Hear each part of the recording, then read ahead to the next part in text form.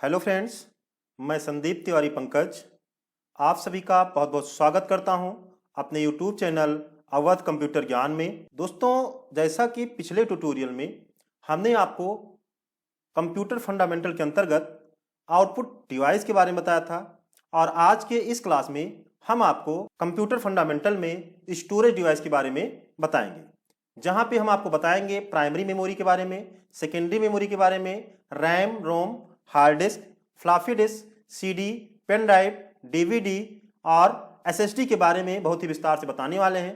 अतः आप सभी से निवेदन है कि इस वीडियो को अंत तक अवश्य देखिएगा और अगर आपने अभी तक हमारे चैनल को सब्सक्राइब नहीं किया है तो चैनल को भी सब्सक्राइब कर लें, जिससे जब भी मैं अगली वीडियो अपलोड करूं तो उसका नोटिफिकेशन भी आपको मिलता रहे। तो चलिए शुरू करते हैं आज की क्लास। और सबसे पहले हम जानेंगे स्टोरेज डिवाइस क्या होता है। Storage device which devices are used to store data temporary or permanently are called storage device. There are two types of storage device, primary memory and secondary memory. तो storage device क्या होते हैं? जिस device का प्रयोग, जिस उपकरण का प्रयोग हम डेटा को अस्थायी अथवा अस्थायी रूप से स्टोर करने के लिए करते हैं, उसे हम स्टोरेज डिवाइस कहते हैं। जो हमारा स्टोरेज डिवाइस है, जो हमारी मेमोरी है, ये दो तरह की होती है। एक प्राइमरी मेमोरी होती है और एक सेकेंडरी मेमोरी होती है। प्राइमरी का मतलब प्राथमिक और सेकेंडरी का मतलब द्वितीयक मेमोरी होता है। तो चलिए सबसे पहले हम प्राइमरी मेमोरी के बारे में जानते हैं और उसके पहले हम टाइप्स ऑफ मेमोरी के अंतर्गत जानेंगे कितने प्रकार की मेमोरीज हैं। तो अगर आप यहाँ चित्र में देखें, हमने आपको बताया है मेमोरी हमारी दो तरह की, प्राइमरी मेमोरी और सेकेंडरी मेमोरी। हमारी प्राइमरी मेमोरी दो तरह की है, एक रैम है और एक रोम है। रैम का पूरा नाम रैंडम एक्सेस मेमोरी है, जबकि रोम का पूरा नाम रीड ओनली मेमोरी होता है। प्राइमरी मेमोरी में रैम हमारा ये दो तरह का है, एक एस रैम होता है और एक डी रैम होता है। एस रैम का पूरा नाम स्टैटिक रैंडम एक्सेस मेमोरी होता है, जबकि डी रैम का पूरा नाम डायनेमिक रैंडम एक्सेस मेमोरी होता है। जो हमारा डी रैम है ये चार प्रकार का है, एक एस डी रैम है, फिर DDR2 SD रैम है, DDR3 SD रैम है और DDR4 SD रैम होता है। ये सभी आपके डी रैम के ही प्रकार हैं और जहां पे SD का मतलब synchronous dynamic random access memory होता है। DDR2 SD रैम में DDR का मतलब डबल डाटा रेट होता है, जो कि ये दूसरी प्रकार की जो है synchronous dynamic random access memory होती है। ऐसे ही यहाँ पे आपको DDR4 SD रैम, जो कि सबसे नवीनतम मेमोरी है, आपका DDR4 SD रैम मिलता है। तो ये जो है आपके डी रैम के अंतर्गत आता है। इसके बाद प्राइमरी मेमोरी में ही आपका रोम है, ये भी तीन तरह का है, पी रोम, ईपी रोम और डबल ईपी रोम। इसके बारे में हम डिटेल्स में भी आगे पढ़ेंगे। पी रोम का मतलब होता है programmable read only memory, EPROM का मतलब होता है erasable programmable read only memory, जबकि डबल ईपी रोम का मतलब होता है electrically erasable programmable read only memory. तो ये आपका प्राइमरी मेमोरी के अंतर्गत रैम और रोम हो गया। अब हम सेकेंडरी मेमोरी की बात करें तो यहाँ पे आपका floppy disk, hard disk, SSD, magnetic tape, compact disk, DVD, pen drive, thumb drive या ब्लू रे डिस्क, ये सभी आपके जो है सेकेंडरी मेमोरी के अंतर्गत आते हैं। ये जो सेकेंडरी मेमोरी है ये कंप्यूटर की सहायक मेमोरी होती है। डेटा हमारा परमानेंटली सेकेंडरी मेमोरी के अंतर्गत ही सेव होता है। तो चलिए अब हम इनके बारे में डिटेल्स में जानेंगे। Primary memory. प्राइमरी मेमोरी क्या है? Primary memory is main memory of computer system. It has two types, RAM and ROM. तो प्राइमरी मेमोरी कंप्यूटर की मुख्य मेमोरी होती है और ये दो प्रकार की है, रैम और रोम। प्राइमरी मेमोरी रैम के बारे में हम जानेंगे। इट इज ए टेम्परेरी और वोलाटाइल मेमोरी। जो हमारा प्राइमरी मेमोरी के अंतर्गत रैम है ये टेम्परेरी मतलब अस्थाई, या हम कहें वोलाटाइल मेमोरी है, जिसको हम विघटित मेमोरी कहते हैं। Before a program runs the program is loaded into the memory which allows the CPU direct access the program. तो जब भी कोई प्रोग्राम हम रन कराते हैं, कोई प्रोग्राम ओपन करते हैं, तो सबसे पहले वो इसी मेमोरी यानी प्राइमरी मेमोरी में ही लोड होता है, जहां से हमारा सीपीयू डायरेक्ट उसको एक्सेस कर लेता है। It is A semiconductor memory, इसे सेमीकंडक्टर मेमोरी भी कहा जाता है। It is read write memory, इसे RW यानी रीड राइट मेमोरी भी कहा जाता है। मतलब कि इसके डेटा को हम जो है डिलीट कर सकते हैं या फिर से इसमें हम प्रोग्राम कर सकते हैं। इसमें हम रीड राइट दोनों काम कर सकते हैं। It is A volatile memory. Volatile का मतलब it lost data if the power supply is interrupted और टर्न ऑफ। तो ये वोलाटाइल मेमोरी होती है, विघटित मेमोरी होती है। मतलब कि अगर पावर सप्लाई ऑफ हो जाती है तो क्या होता है, इसका डेटा समाप्त हो जाता है। और ये दो प्रकार की है, एस रैम और डी रैम। तो चलिए हम आगे एस रैम और डी रैम के बारे में जानेंगे।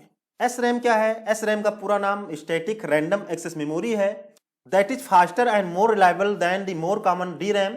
The term static is derived from the fact it does not need to refresh like dynamic RAM. SRAM is often used a cache memory usually found in the CPU L1, L2 and L3 cache.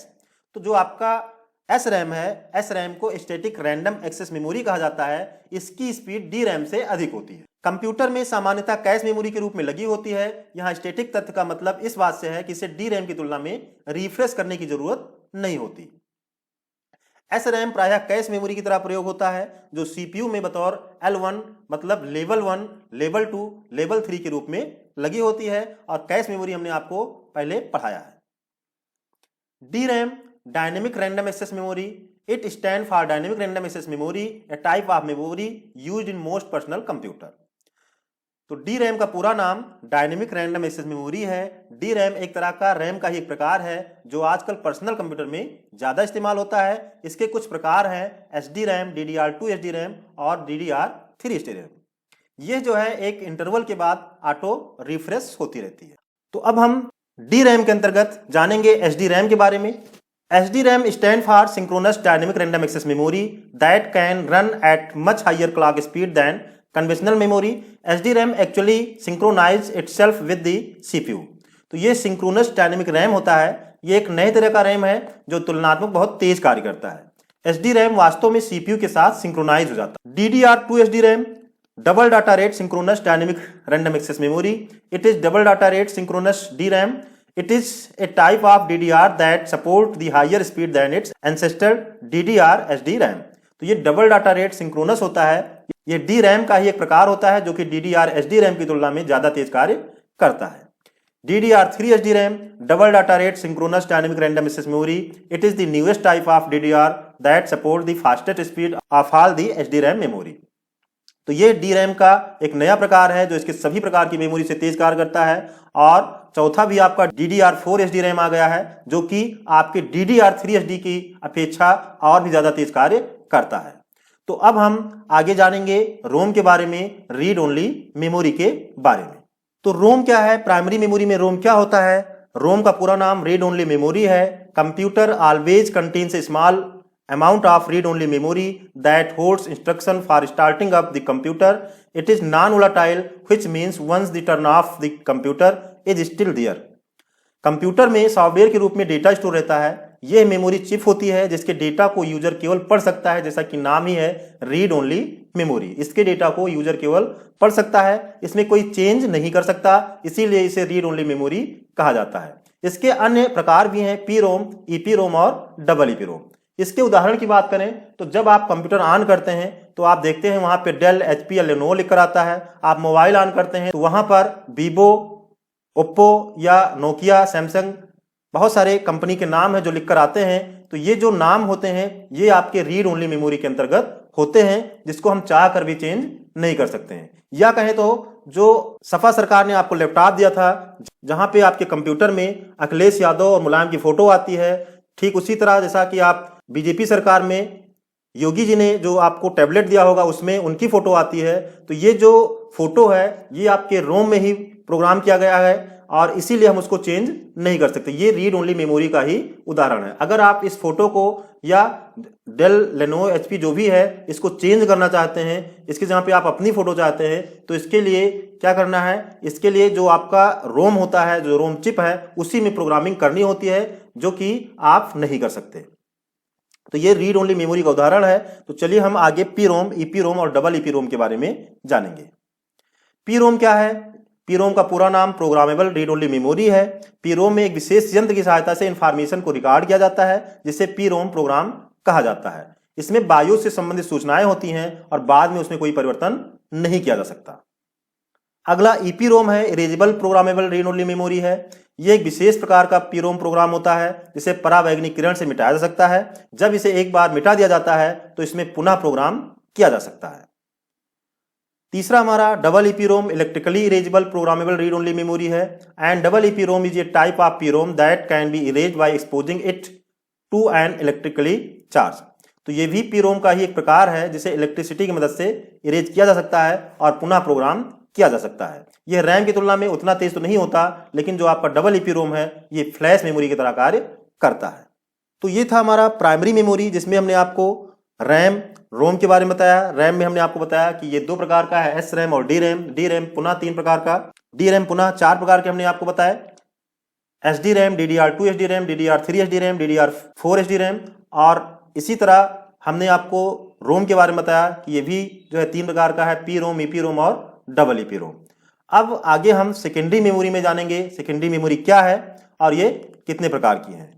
These are another memory devices non-volatile in nature used to keep store the data permanently।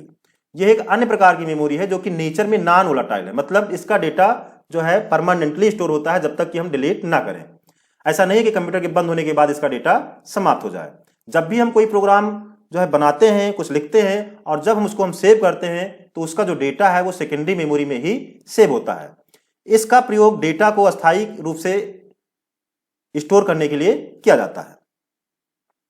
Floppy disk, floppy disc क्या है? It is A removal device और data traveller and rewritable. तो ये क्या है? एक removal device है जो कि डाटा ट्रेवलर की तरह प्रयोग की जाती है और ये रीराइटेबल होती है, मतलब कि इसमें पुनः डेटा को जो है राइट किया जा सकता है। Floppy disk is flat circular pieces of mylar plastic that rotate within a jacket. Floppy disk जो है एक लचीले प्लास्टिक की बनी होती है और ये गोल होती है जो कि एक जैकेट के अंदर घूमती है। The circular plastic film is divided into track and sector. और जो ये प्लास्टिक फिल्म है, जो गोल प्लास्टिक फिल्म होती है, ट्रैक और सेक्टर में विभाजित होती है। It is a also known as diskette और इसे डिस्केट के नाम से भी जाना जाता है। The size of floppy is 3.5 inch and storage capacity of floppy disk 1.44 MB।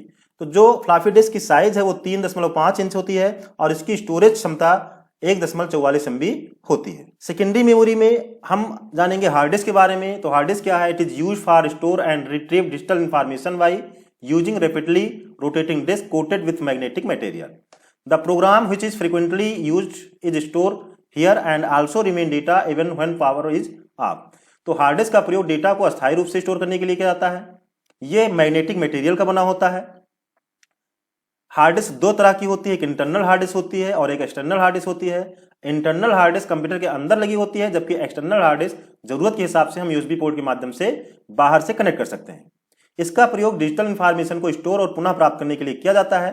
यह तेजी से घूमने वाली डिस्क होती है जिसके ऊपर मैग्नेटिक मटेरियल का लेप लगा होता है।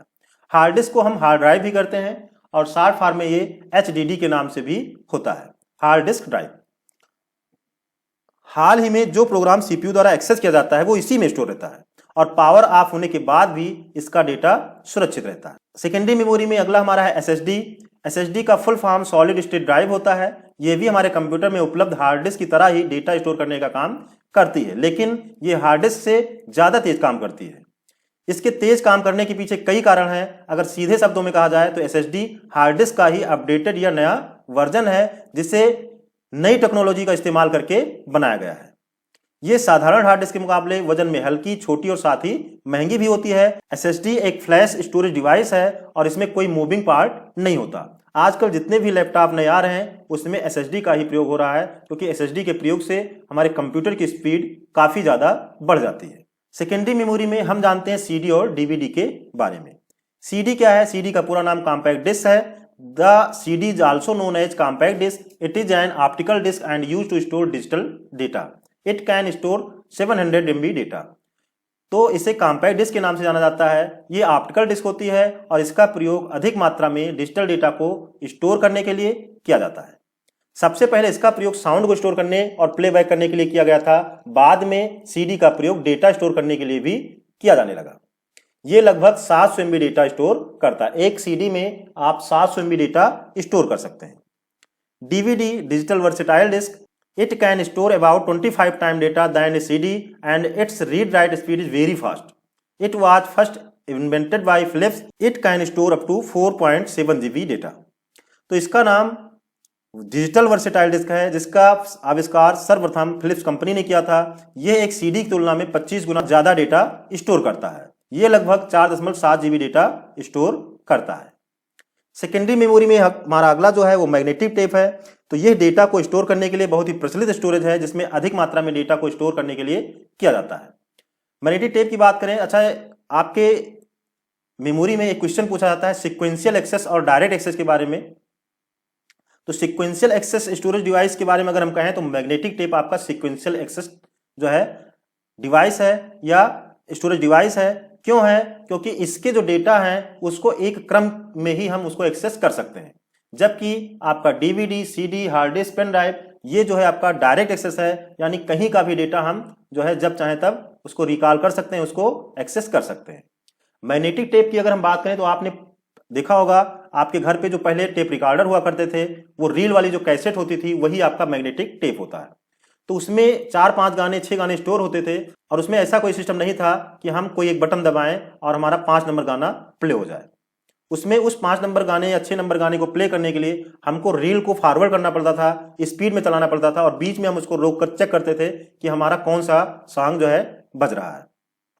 जबकि आपके सीडी, डीवीडी, पेन ड्राइव में क्या है कि आप एक क्लिक में जो भी डेटा चाहें उसको आप एक्सेस कर सकते हैं, जो भी गाना आप चाहें उसको एक क्लिक में आप प्ले कर सकते हैं।